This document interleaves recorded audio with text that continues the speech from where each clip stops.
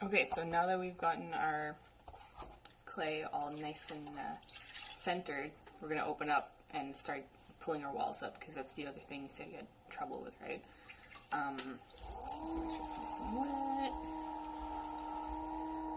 wet. Okay, so to open up your clay, you want to use your forefinger, and you're going to find your center. I really wish I had a bird's eye view for this for you. Anyways, and you're going to dip all the way in.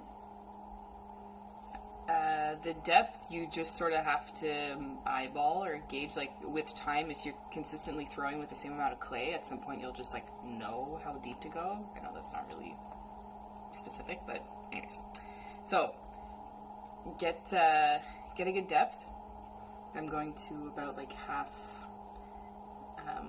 my second, up to my second knuckle. Once I have that, I'm going to start pulling. I'm going to open up my clay, and I'm going to start pulling towards my belly button. And ideally, you really want to be pulling like a straight line across your floor, right? You don't want to be making a curve right away.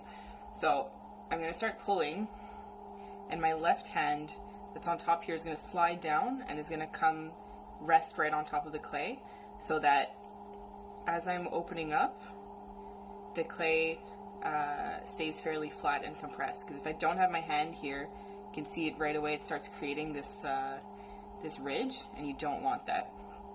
So you want to keep your left hand compressing the clay at the same time. So I'm really just holding it like this. Okay, so you're opening up. You want to go as wide as whatever shape you're making. I'm making some pasta bowls right now, so I'm just going to use my rib real quick to get the right size. Okay, so I'm just compressing a little bit. Okay. So once you have a nice floor, it's nice and flat, and you have a nice little rim of clay, when you're opening up too, you don't want to pull wider than the circumference of your base here, because then you'll end up sort of like hopping off of your base, and you'll just basically make a donut that you've pinched off. So you really want to see, like, the clay that I have here is about this thick. So you really don't want to go over or too wide right away. You can widen it later on. So to pull up your walls, I like starting off with my two middle fingers. I have one middle finger on the inside, and I'm just like right in the corner, I guess, of where the floor and the wall meets. So I'm right on the inside, and my other middle finger is right here where, again, the bat and the wall meets.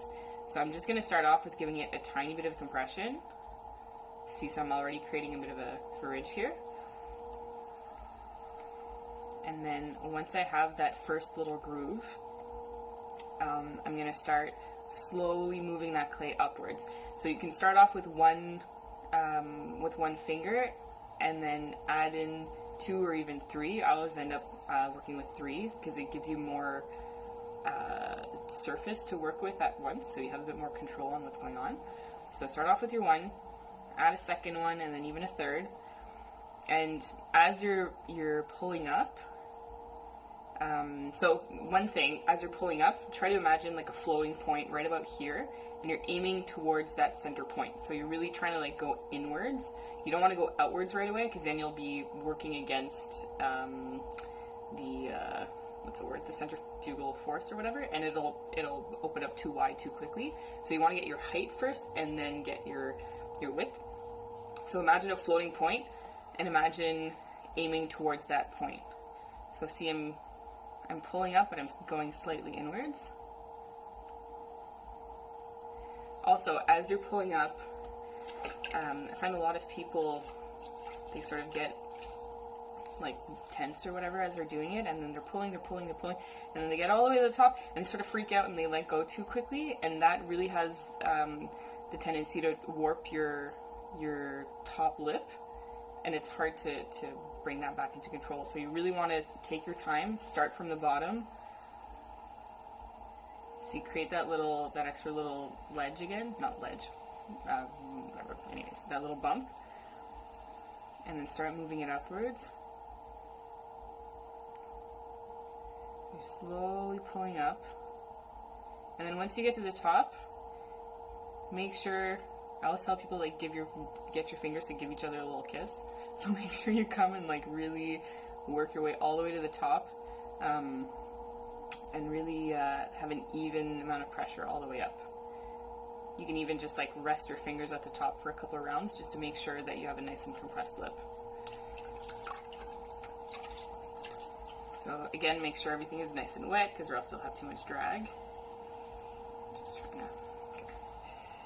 So one last pull, go grab that extra little bit of clay, press, and then start pulling up. You want to keep in mind, imagine you have magnets in the tips of your fingers, and they always want to be, so when you're working, that you always want to keep them in mind that they want to be next to each other, so you don't end up with like your hand on the inside like way here, and then your hand on the outside, like working on two different sides at once. You really want to be compressing in the same spot, outside and inside all the time. So once you have your height, now you can start opening up.